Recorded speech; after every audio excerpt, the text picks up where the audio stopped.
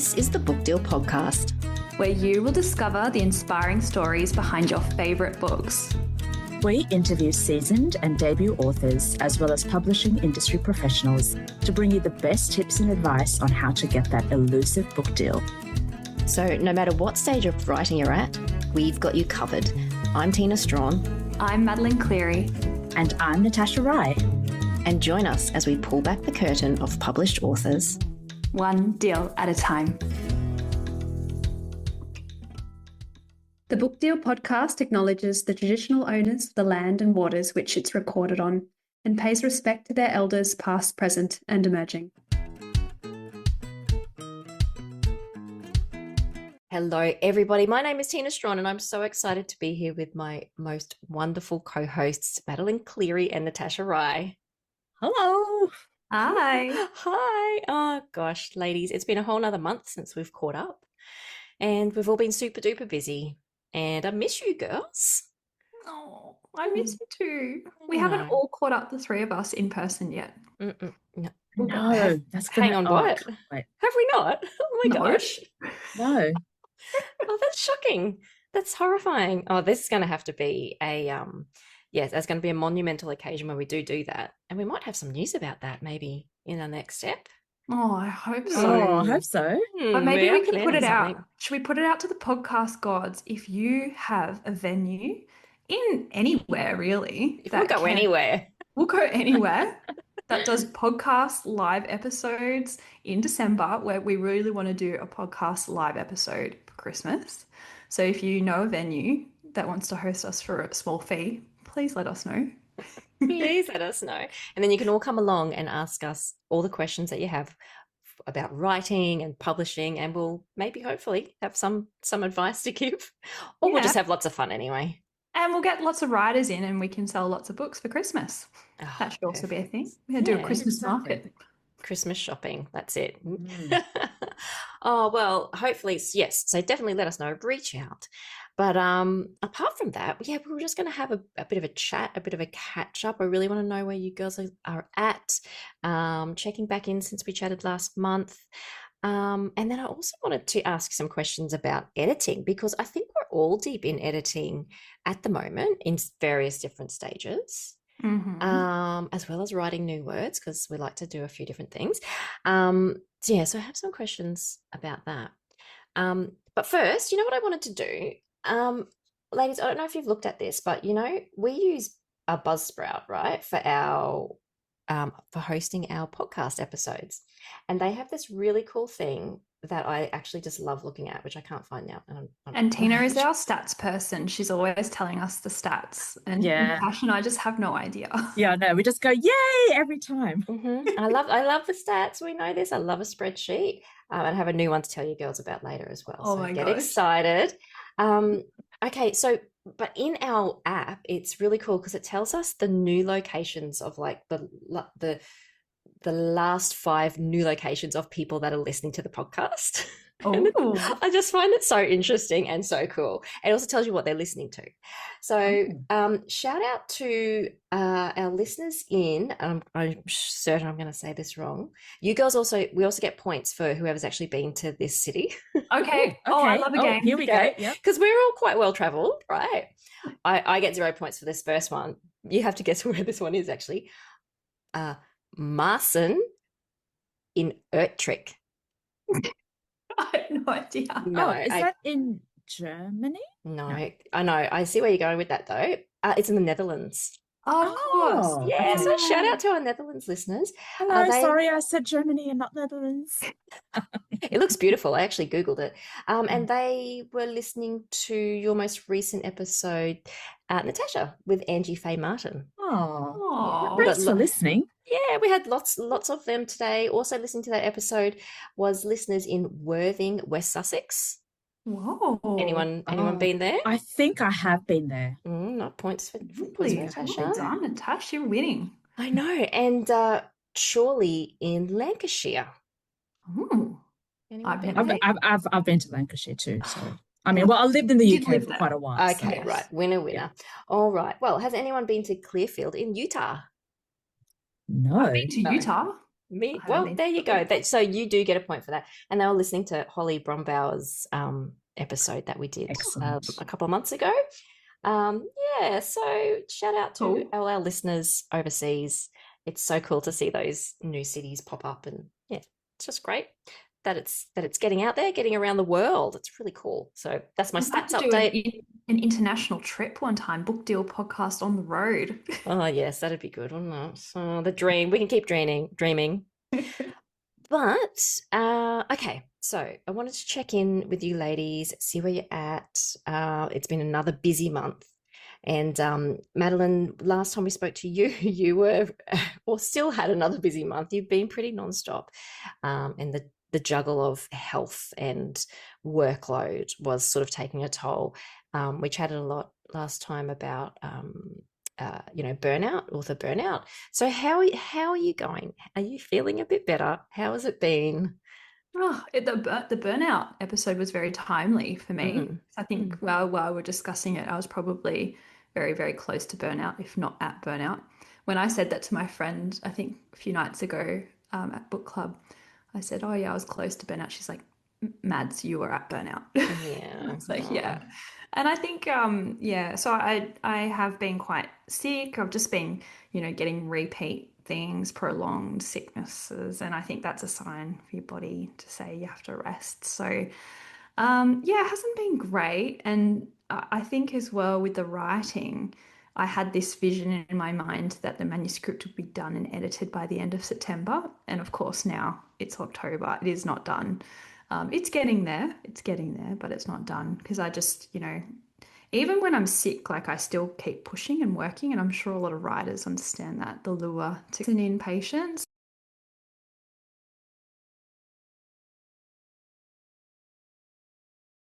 And listening to your body and all the things, all the advice that Tash provided in our last like catch up on author burnout. So I really had to pay attention and listen to it. So it has been difficult, but I feel like I'm on the other side. I've, took a bit of time off work and writing and just, yeah, had some just watching crappy movies, which I never get to do, and reading books and sitting on the couch for a bit, and I felt better. But Mm. I mean, that's just a temporary measure. I have to sort of make changes now in my lifestyle, I think, to avoid it. But yeah, I've got a few more events coming up in October, and then after that, though, it's really nice and quiet. So I think I'll be able to, yeah, find some space. So yeah, if you are in Sydney, I think it'll be on the night. I think the day that this comes out. So if you're in Sydney, 16th of October, I'll be there. And then I'm in Ballarat on the Thursday, the 23rd of October for an event. If you're in Ballarat with Holly Brumbauer, actually, she's going to be my in-convo partner. And then Dandenong Literary Festival as well, which is just up the road, which will be really fun. So I've got lots of like fun things to look forward to. So yeah, and then in terms of the writing, I have 17 pages left to edit of Oh, first draft. Oh, so close. So close. I'm excited. So yes, that's pretty much where I am. What about you, Tash, though? How has your last month been?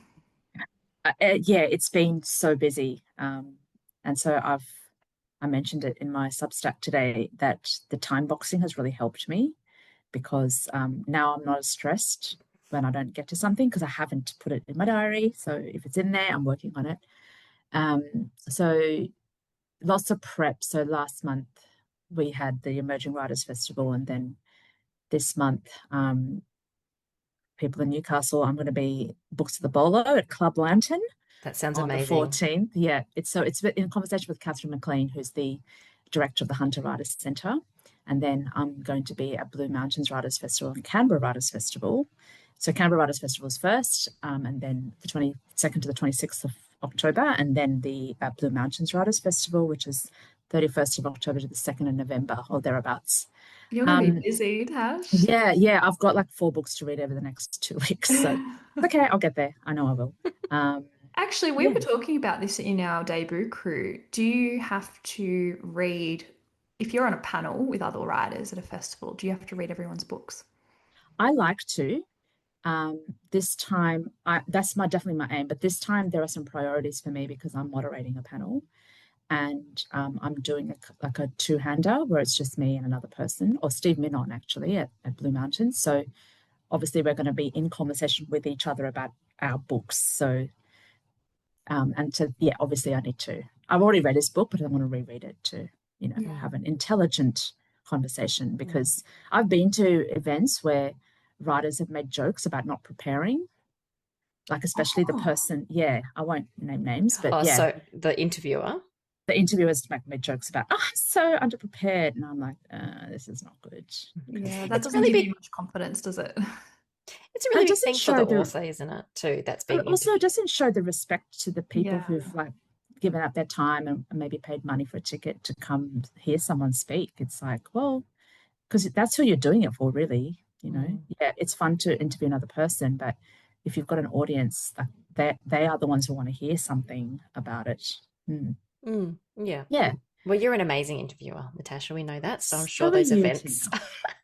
I'm sure those events are going to be incredible. I love the idea of books at the Bolo. I'm going to start that here, I think, on the Gold Coast. Yeah, do it. It sounds so cool. Yeah, because you just go for your dinner, like you just book a table and you go with your book club or your family and you just have a great night and hear someone talk about a book. What's a bolo? Oh, what? You don't know what a bolo is? Is that not I don't know, is it a Victorian thing? I don't know. I've never heard like, like lawn, like a bowling, bowls? like a bowling green. Oh, I don't and it's know. like the restaurant-y bit. Yeah, like the bistro bit inside. Yeah. They don't have that in Melbourne. Maybe they don't have outside. It's too rainy. It's too many glaciers warnings. But you've got bowling greens, surely. Yeah. Maybe, I don't know. It's out of the bolo scene. Yes, that's it. Well, do you have barefoot bowls? Yeah. Okay, right. Barefoot bowls. Oh, Madeleine. Yeah, I've never heard You know it. We're going to make you do next time you come up this way. Oh, gosh. Well, there were a few in Canberra that we did, and they had bars attached to it. I don't remember. Yes, that's what it is. It's like the green, and then it's like the little indoor bit where you grab a pub meal. Yeah, it's like cheap a little meal. mini a bolo. RSL. Maybe Okay. I'm just tired and don't remember. But I don't think so. So maybe it's not a Victorian thing. I don't know. Maybe that's where we need to have our Christmas live show at the bolo. It's all coming together now. You got to say it in that accent, at the bolo. At the bolo. Yeah, of course. I'm also asking this on behalf of our international listeners. Yes, of course. You're right. You're right. Apologies. I don't know if they have them in Netherlands barefoot. Let us They know. they definitely. Well, the Australians have taken it to the UK, so they'll recognise it. Of Maybe course. it's a horrible Aussie thing, but anyway. So in Lincolnshire and West Sussex, they'll be all over the bolos. Maybe. maybe not. Maybe. But with events, Natasha, you were saying, like, it is a lot of prep, isn't it? Like, people turn up to these things and maybe don't realize that there's a lot of prep that goes into it. So it's lots of fun, isn't it? It's a really amazing time when you get there and you feel so privileged to be there and to be chatting with someone. But it's a lot of background work, isn't it? Yeah. For the hour or so that you're up there for. Yeah, exactly. But I mean, I do enjoy it. It's just when I said yes to these things, I hadn't fully realized that they were going to be so close together. And of course, I'm still working and haven't taken any time off work, so I can't afford to. So, and also I'm trying to write. No, I'm not trying to write. I am writing. So yeah, all of that is in the mix too. And I think you kind of underestimate the physicality of it. Because you're traveling to festivals, so it's not just the 1 hour that you're there for. You're in a different place, so you're sleeping in a different bed. Exactly. You get a lot. You're really on a lot, like a high. You're buzzing. Yeah, it's a sensory overload, isn't it? Absolutely, you're on, and it's not just for that 1 hour. It's all the social stuff afterwards, and I find it difficult to sleep after events. Like really difficult, and not just festivals, but any events that I do, I'm just so wired afterwards. So yeah, there is a physical toll, I think, to your body that you can't underestimate. Yeah, that's right. But they're fun. What about you, Tina? Yeah, fun. Yeah, how are you? Yeah, I've had an interesting month too. I'm writing. Oh, I'm editing actually. So that's why I did want to pick your ladies' brains about your editing tips and techniques, but it's otherwise been a relatively quieter month. I mean, we've had school holidays here, so we've been spent some time in Byron Bay and down the beach and everything. I went to Bethany Loveridge's book launch for Harper Wells, Renegade Timeline Officer, which was amazing and incredible, and was also her 40th birthday. So happy birthday, Bethany. Yes, that was really fun. That was really nice. And yeah, just got to catch up with lots of the Queensland author crew, which was great. But yeah, apart from all that, just I've been editing something that I realize now I started writing 2 years ago. Oh. Yeah, but I mean, I also wrote 3 books in between that, so it's taken me a while. But so I'm getting to that point now. I don't exactly know how many pages I have left, Madeleine, but I think it's probably like only like 8 scenes left to edit. And then my plan was then I was just going to print it, hard copy, give it a read through, and then, make any edits on the hard copy, fix that on the Word document, and that was going to be it. And then I was going to put a pin in it, and then, do what I need to do with it and take the next step with it. Because I have realized now that you've got to, otherwise I'll keep tinkering. I could tinker forever, right? But there's one thing I have learned is to stop tinkering. I would even I don't think I would even print it out at this stage. I wouldn't do that until I'm happy with the overall, until my editors maybe looked at it and had some structural comments and feedback, because I feel like I tinker a lot when I print it out in hard copy. Yeah. Yeah. Yeah, and I right. think the tinkering's not good. I've just realized how I tinkered so much with the Butterfly Women before I submitted to publishers, which I think is fine. Yeah.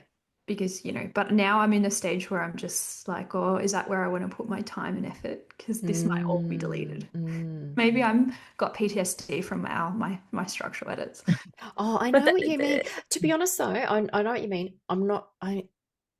I am printing it out, though, to try and pick up some bigger stuff, not necessarily the spelling mistakes and things, which I will catch as well. I think I just need it off the screen. It's just blurring into one now. I need it off the screen. I need to print it out. I need to sit down with my piece of paper and my pen and my highlighter, and just look at it that way. And because there's a few things with this one that I've had to change over the course of time, which I don't often do. But I did have to think about this one a little bit more. And so I think there's some maybe consistency things that I need to check for. And I need to just read it in a flow, like it is a book. I just need to read. I mean, it's a book. Do you know what I mean? But read it almost like in a hard copy instead of the screen, because it's just you process it differently. Do you think, Tash, you're not? I get that, because that's exactly what I do. So I write a draft. I don't actually go back and read over it while I'm writing it. I just write. When I finish it, I print it out and I read it, like you said, for the flow. And I literally make notes as I go, and I refuse to edit anything. I just make the notes like this bit needs this bit needs, but I just keep reading until I get to the end. So I find that really useful, because it's printed out, and I'm just making the notes of what I need to beef up or take out. Because it's not on the screen, I can't do that work yet until I've read the whole thing and got the idea of the shape of it. So I find that really helpful for me, because of the way I do my process, like my writing. Yeah. Gosh, I admire you for that. That's an amazing willpower, because you'd be so tempted to just jump on your laptop and start tinkering when you come across something. You're like, oh, no, I need to fix that. But no, you can't, because you're looking at big picture kind of flow stuff. Yeah. That's interesting. And everybody works differently. Everybody's brain works differently. Exactly. Everybody's flow is differently. But I like that. And I have heard before, I think it was an actual editor speaking about what they do. I think she said, I read it once and I just read the whole thing, and I'm not looking for spelling mistakes. I'm not looking for grammatical errors. I'm not looking for any of that. I'm just looking to be like, is this story here in my head? Is it flowing in my head? And is there any major issues with this overall story? Cool, great. Then I make those notes. And then I come back. Actually, it might have even been my editor that made notes about it. And then I come back and she's like, then I look for like all the smaller stuff. But if the overall story is great, that's cool. We don't need to do like those big structural things. But then I come back and I go through and I look for that smaller stuff. So it's almost like multiple different ways of looking at the same document. I get that. I do that.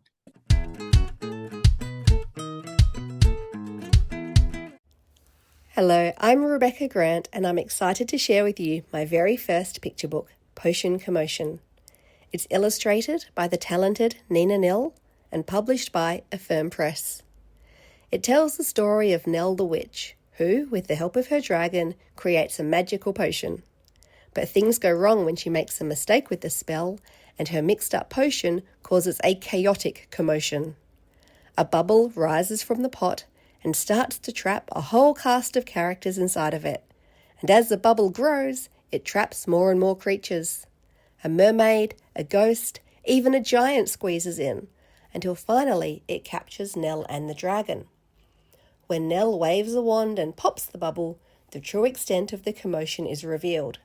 But you'll need to read the book to find out what that is. Potion Commotion is written in cumulative rhyme, building up throughout the story, creating a whirlwind of magical mayhem.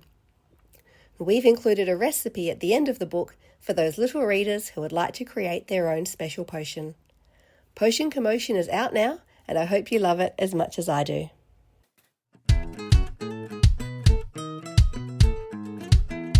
Well, Tina, you'll be proud because so I wrote my draft 0, and then as I've been editing it, I've been summarizing each chapter in a spreadsheet. And yes, and A noting spreadsheet. a I am so spreadsheet, proud an of Excel you. spreadsheet. I know you would be. I've got a timeline in there for each chapter, what timeline is, and I also have the different, because it's a murder mystery, I have all the different plot lines in their own separate columns. So every time it hits one of the plot lines, the red herrings or whatever, I'll write a note Yes. about what that is. Perfect. And so then I Oh can my see gosh. structurally, I know this is cool. I can then see structurally where I've left it too long, like I haven't mentioned a particular thread for a while. And so then I know I have to go and insert something, and I can see the flow of the reveal of the information. Yes. I learnt this from Ruby, Yes. my publisher, because she does this, and she did this for the Butterfly Women for me. Like she sent it to me, and I was like, "This is brilliant! Like I am gonna do this for So everything." good. I can't do it for my draft 0s because that's No. full creative flow. Yes. And it's really helped me. Like there have been so many plot points and plot holes and threads that have gone nowhere, and I figured that out because I'm doing this. Because I'm so yeah. Yeah. And you know what? From that, you might find the next time there's less potholes and there's less, things that you've missed because they're learning it and you're innately feeling it as you're going through. Oh, that's incredible. That's so good. And I even use that because, like you were saying, yes, not for your 0 draft because that's just getting the story out. I've even used it for things like if there's a thread of a story potentially or a character that I'm trying to that maybe isn't beefed up enough. I've even when I've gone through noted where I've put that particular character or noted where I've taken that particular plot line, even if it's a small one. And because, sometimes in your head, you think it's in there quite clearly and quite strongly, but then on the paper, it's not for whatever reason. You just haven't spent the time to put it down, or you've taken it out through other edits or something and just not realize that now it just doesn't feel like a strong plot line anymore. But even just ticking off, just basic, yes, I included it here, or no, I didn't. And also vice versa. Sometimes I think, have I repeated that a couple of times? Have I said this same thing too many times and just kind of worked it out doing it that way?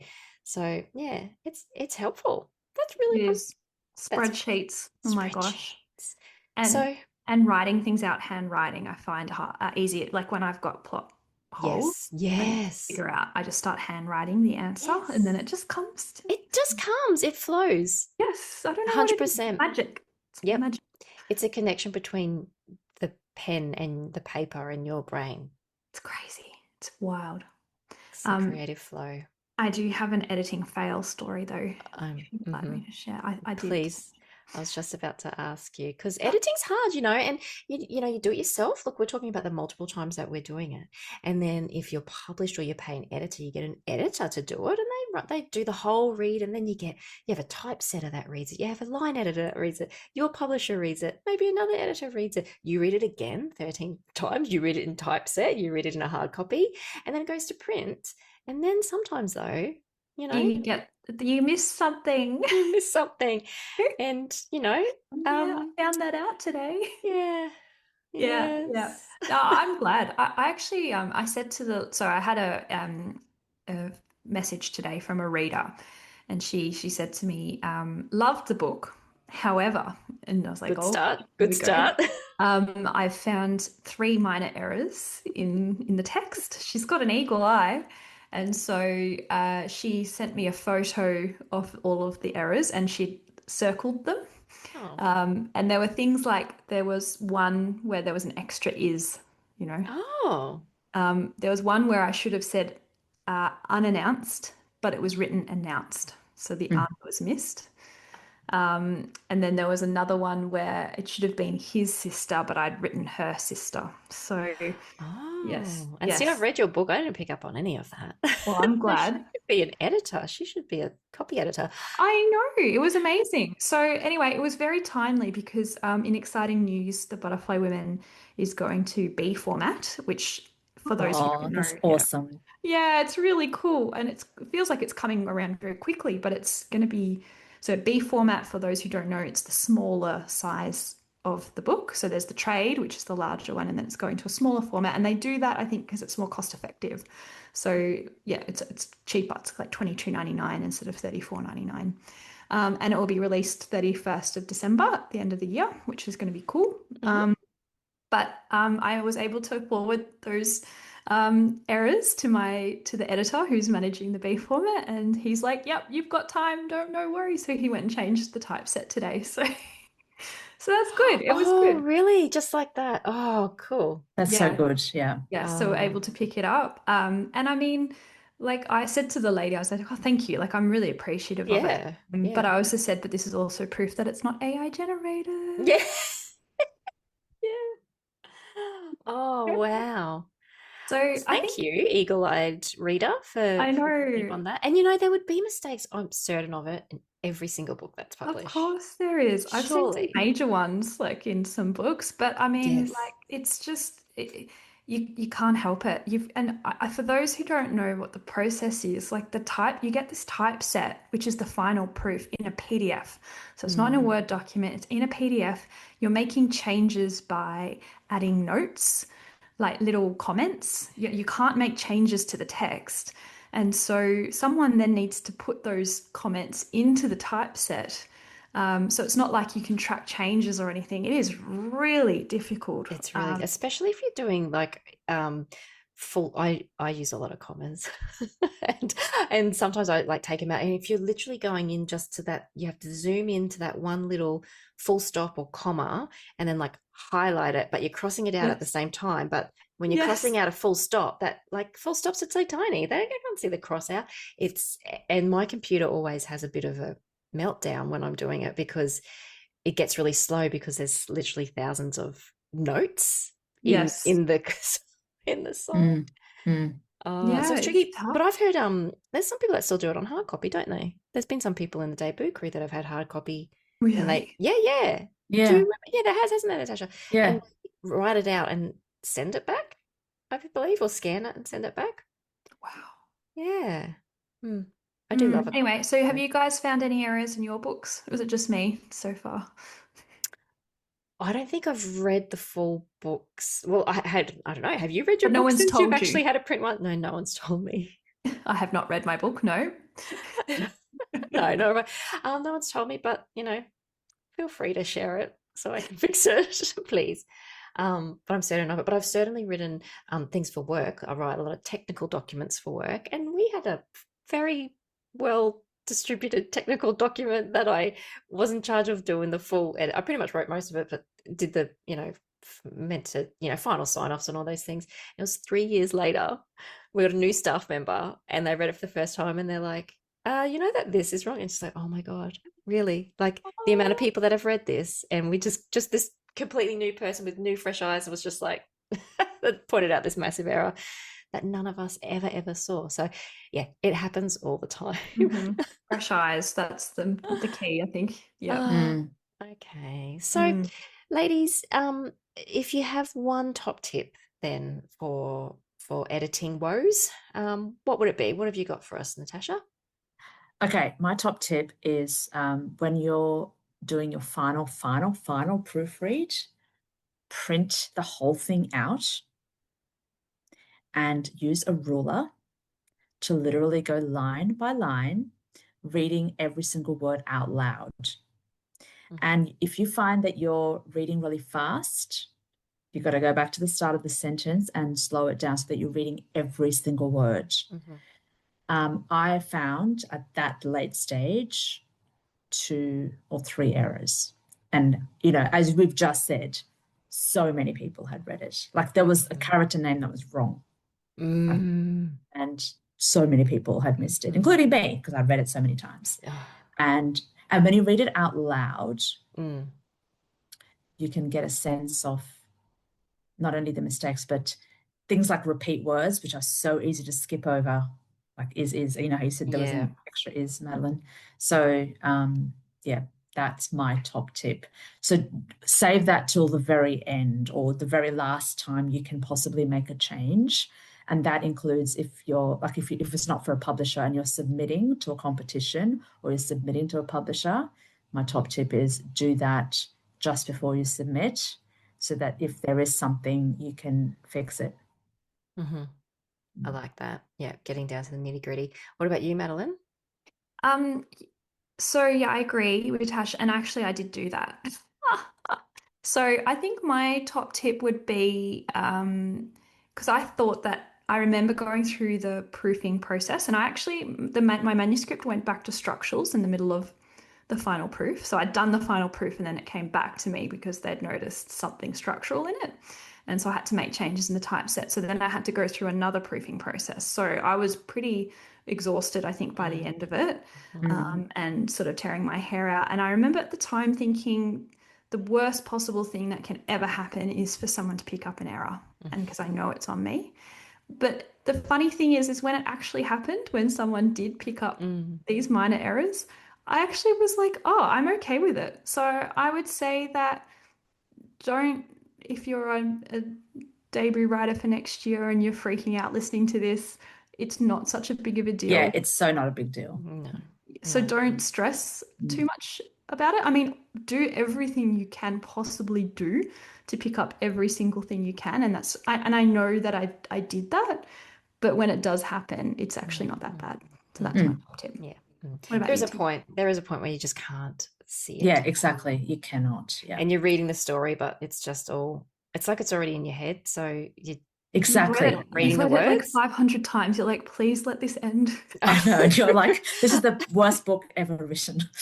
I love you, my child, but please, I never want to see you again. So what about me? Yes, I agree with all your editing wonderful advice. But one that I just remembered was something that was shared with us at a conference recently by an editor, and what she does is she reads it back to front. Oh God! She starts from, and this is so clearly this is not for flow or structural, because that would be weird. No, just for if you're really concerned about. Can I just ask, when you say back to front, do you mean like chapter wise, like you read the last chapter, or literally sentence level back to front? Page level back to front. So start on the last page. Oh, okay. Read. So her theory is that you're not just looking over the words and your brain is filling in the gaps because you know what's coming next, and you kind of do because you've got one page, and so you kind of get it. But then you go back to the next page, and the storyline's all muddled up, so the words should sort of kind of jump out at you like it's like they're completely different. I like that. Yeah, there you go. So you can do your ruler trick back to front. Love it. I mean, you could do sentence upside down as well, Tash, and just get everything. Kat, You know, Catherine Collette, actually, her advice was don't use a ruler because you can see the words below. She suggested That's why you use a paper. wooden ruler. A wooden, well, she just suggests a piece of paper so it just completely blocks out the entire page. So you're Oh only yeah, you could do that. Yeah, you Ah, could do that. that was okay. her top tip. Not sure if that's useful or not. I think I broke my ruler, so I did have to go to a page, like a paper.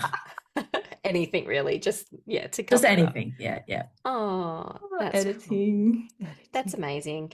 Thank you, ladies, for your tips. I just wanted to have one last little shout out that this month is actually Dyslexia Awareness Month. So, especially with all this talk about editing and using rulers and things to read, is sometimes that's a tip. There's special rulers for people with dyslexia, but a lot of people don't know this, but some books are actually printed in formats that make it easier for people with dyslexia to read.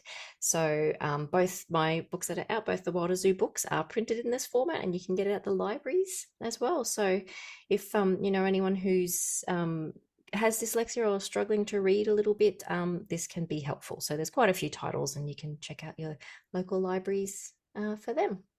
Wonderful. Amazing. Yeah.